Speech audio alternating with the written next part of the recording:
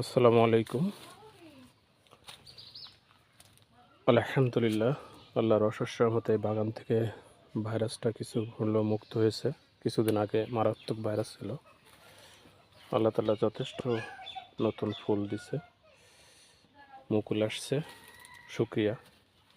আল্লাহ চাইলে আমার এই বাগানটাকে আরও নষ্ট করে দিতে পারতেন, তারই বড় নিয়ামত। যদিও এই ভাইরাসকে প্রোটেক্ট করার জন্য আল্লাহর কাছে অনেক সাহায্য প্লাস নিজের অনেক ট্রিটমেন্ট করতে হয়েছে। আল্লাহ তাআলা তার রহমত বাড়ায় দিয়েছেন, প্রচুর মুকুল আসছে, দেখতে অনেক ভালো লাগতেছে।